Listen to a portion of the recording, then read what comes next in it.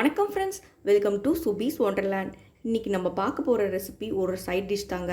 இது சப்பாத்தி, பூரி, இட்லி, தோசை எல்லாத்துக்கூடையும் நீங்கள் சர்வ் பண்ணலாம். வெறும் கேப்சிகமும் ஆனியன் மட்டும் வச்சு ஒரு அற்புதமான சைட் டிஷ்ஷுங்க. கண்டிப்பாக நீங்களும் ட்ரை பண்ணி பார்த்துட்டு உங்கள் கருத்துக்களை கமெண்ட் பாக்ஸில் தெரிவிங்க ஃப்ரெண்ட்ஸ். இந்த தருணத்தில் சப்ஸ்கிரைபர் ஆகிய உங்களுக்கும் ஃப்யூச்சர் சப்ஸ்கிரைபர்களுக்கும் என்னுடைய நன்றி கலந்த வணக்கத்தை தெரிவித்துக்கொண்டு இப்போது கேப்சிகம் ஆனியன் கிரேவி எப்படி பண்ணலாங்கிறத பார்ப்போம். வாங்க ஃப்ரெண்ட்ஸ். செய்ய தேவையான பொருட்கள்: உப்பு தேவையான அளவு, ஒரு பிஞ்ச் மஞ்சத்தூள், garam masala 1 tablespoon, 1/2 tablespoon மல்லித்தூள், 1 டேபிள் ஸ்பூன் மிளகாய்த்தூள், இஞ்சி பூண்டு விழுது 1 டேபிள் ஸ்பூன், 2 டேபிள் ஸ்பூன் கெட்டி தயிர், 2 தக்காளி பேஸ்ட்டை அரைச்சி எடுத்து வச்சுருக்கேன், குடமிளகாய் 1 சதுரமாக கட் பண்ணி எடுத்து வச்சுருக்கேன். அதே மாதிரி வெங்காயமும் சதுரமாக கட் பண்ணி எடுத்து வச்சுருக்கேன். கடலை மாவு 2 டேபிள் ஸ்பூன், ஒரு லார்ஜ் சைஸ் ஆனியன் சின்ன சின்னதாக கட் பண்ணி எடுத்து வச்சுருக்கேன். கடாயை ஹீட் பண்ணியிருக்கேன். இதில் ஒரு 4 டேபிள் ஸ்பூன் எண்ணெய் ஆட் பண்ணிக்கலாம். எண்ணெய் லைட்டாக ஹீட் ஆனதுக்கப்புறமா நம்ம சதுரமாக கட் பண்ணி வச்சுருந்தா ஆனியன் ஆட் பண்ணிக்குவோம்.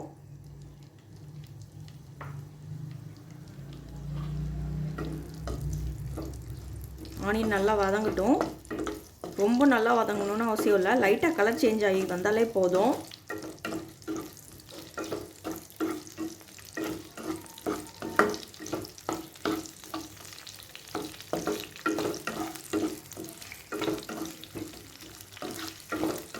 இப்போ கேப்சிகமையும் ஆட் பண்ணிக்கிறேன்.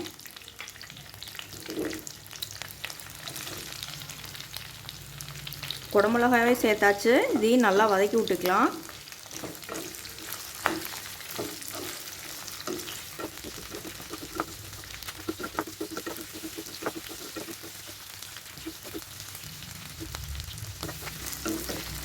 லைட்டாக வதங்கினா போதும். இப்போ இதை எல்லாத்தையும் எடுத்து ஒரு கிண்ணத்தில் மாற்றி எடுத்து வச்சுக்குவோம். இப்போது நம்ம வெங்காயமும் குடமிளகாவும் வதக்கின அதே எண்ணெயில் நம்ம சின்ன சின்னதாக கட் பண்ணி வச்சுருந்தா ஆனியனையும் ஆட் பண்ணி வதக்கிக்குவோம்.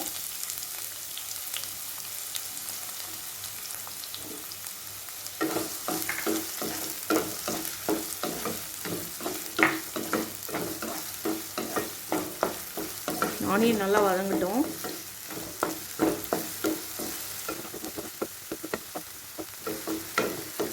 நான் டோட்டலாக 2 ஆனியன் எடுத்து கட் பண்ணிக்கிட்டேன். அதில் அவுட்ரு பார்ட்டு கொஞ்சம் பெரிய பெரிய லேயராக கட் பண்ணி வதக்கிறதுக்கு எடுத்து வச்சுக்கிட்டோம். அதுக்கு அடியில் இருக்க சின்ன பார்ட்டை நான் சின்ன சின்னதாக கட் பண்ணி போட்டுக்கிட்டேன். நீங்களும் அதே மாதிரி பண்ணுங்கள். ஏன்னா நமக்கு அந்த அவுட்ரு பார்ட் எடுத்ததுக்கப்புறமா அந்த சின்ன பார்ட் எப்படி வேஸ்ட்டாக தான் ஆகும். நம்ம இது மாதிரி கட் பண்ணி போட்டுக்கலாம். இப்போ ஆனியன் ஓரளவுக்கு நல்லா வதங்கிடுச்சு. இப்போ நான் கடலை மாவு ஆட் பண்ணிக்கிறேன்.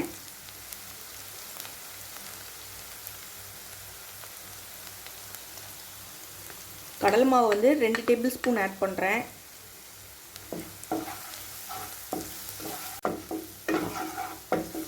கடலை மாவு ஒரு நல்ல திக் கன்சிஸ்டன்சி கொடுக்கும். இப்போ கெட்டிப்படாமல் நம்ம இதை எண்ணெயில் வதக்கிக்குவோம்.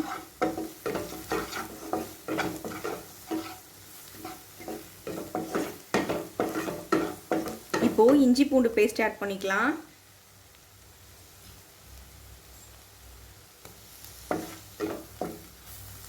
இது இப்போ இஞ்சி பூண்டு விழுது நல்லா பச்சை வாசனை போகிற அளவுக்கு வதக்கி எடுத்துக்குவோம்.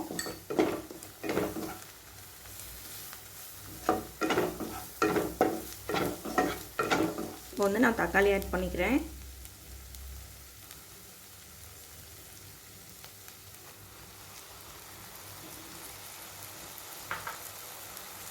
நீங்கள் தக்காளியை சின்ன சின்னதாக கட் பண்ணி கூட போடலாம்.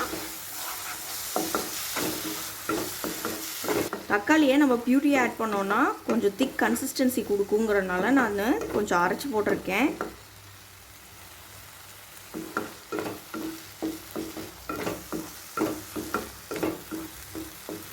மஞ்சத்தூள் ஆட் பண்ணிக்கிறேன்.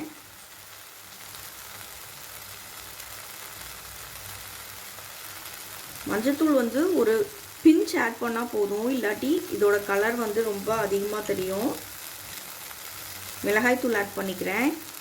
நீங்கள் மிளகாய்த்தூள் காரத்தை இந்த மாதிரி ஆட் பண்ணிக்கோங்க. நான் 1 டேபிள் ஸ்பூன் தான் ஆட் பண்ணுறேன். மல்லித்தூள் 1/2 டேபிள் ஸ்பூன் ஆட் பண்ணிக்கிறேன். இது நல்லா வதக்கிக்குவோம். இது கூட தேவையான அளவு உப்பு ஆட் பண்ணிக்கிறேன். நல்லா வதக்கிக்குவோம். மசாலாலாம் நல்லா மிக்ஸ் ஆயிடுச்சு. இப்போ வந்து நான் தயிர் ஆட் பண்ணிக்கிறேன். கெட்டியான தயிர் ஆட் பண்ணிக்கோங்க. இன்றைக்கி நான் 2 டேபிள் ஸ்பூன் ஆட் பண்ணியிருக்கேன். நீங்கள் விருப்பப்பட்டீங்கன்னா இன்னும் கொஞ்சம் எக்ஸ்ட்ரா கூட ஆட் பண்ணிக்கலாம். தயிரையும் வந்து நல்லா இந்த மிக்சரோட கலந்துக்குவோம்.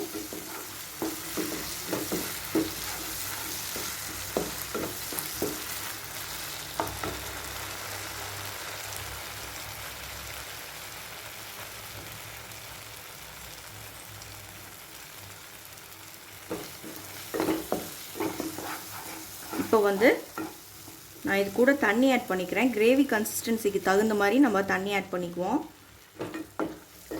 ரொம்ப அதிகமாக ஆட் பண்ணல, கொஞ்சமாக தான் ஆட் பண்ணியிருக்கேன்.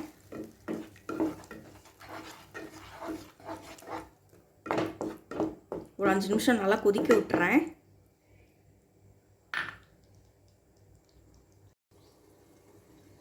இப்போ மூடி போட்டு ஒரு 5 நிமிஷம் நல்லா கொதிக்க விட்டு எடுத்தாச்சு.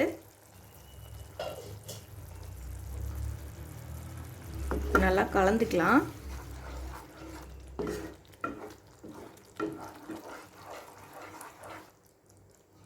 இப்போ நம்ம வதக்கி வச்சுருந்த குடமிளகாவும் ஆனியனையும் ஆட் பண்ணிக்கலாம். இதையும் நல்லா மிக்ஸ் பண்ணிக்குவோம்.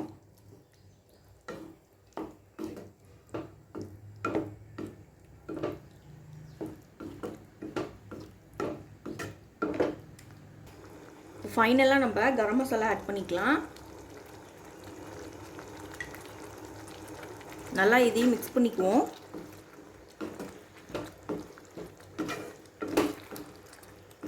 இப்போது மூடி போட்டு ஒரு 3 நிமிஷம் நல்லா கொதிக்க விட்டு எடுத்துக்கலாம்.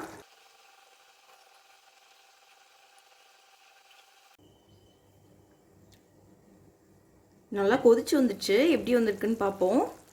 பாருங்கள், ரொம்ப சூப்பராக வந்திருக்கு. அவ்வளோதாங்க, நமக்கு சப்பாத்தி பூரிக்கு சர்வ் பண்ண சூப்பரான சைட் டிஷ் ரெடி ஆயிடுச்சு ஃப்ரெண்ட்ஸ். இப்போ நான் இதை வந்து ஒரு கிண்ணத்துக்கு ட்ரான்ஸ்ஃபர் பண்ணி எடுத்துகிட்டு வந்துக்கிறேன். ஒரு 10 நிமிஷத்தில் செய்யக்கூடிய சூப்பரான சைட் டிஷ் ரெடி ஆயிடுச்சு ஃப்ரெண்ட்ஸ். இது சப்பாத்தி, பூரி, இட்லி, தோசை எல்லாத்துக்கூடையும் சர்வ் பண்ணலாம் ஃப்ரெண்ட்ஸ். கண்டிப்பாக நீங்களும் ட்ரை பண்ணி பாருங்கள். இந்த ரெசிபி உங்களுக்கு பிடிச்சிச்சுன்னா எங்கள் சேனல் லைக் பண்ணுங்கள், ஷேர் பண்ணுங்கள், சப்ஸ்கிரைப் பண்ணுங்கள், உங்கள் கருத்துக்களை கமெண்ட் பண்ணுங்கள். மீண்டும் இன்னொரு நல்ல ரெசிபியோடு உங்களை மீட் பண்ணுறேன். அதுவரை உங்களிடமிருந்து விடைபெறுவது சுபீஸ் வண்டர்லேண்ட். தேங்க்யூ.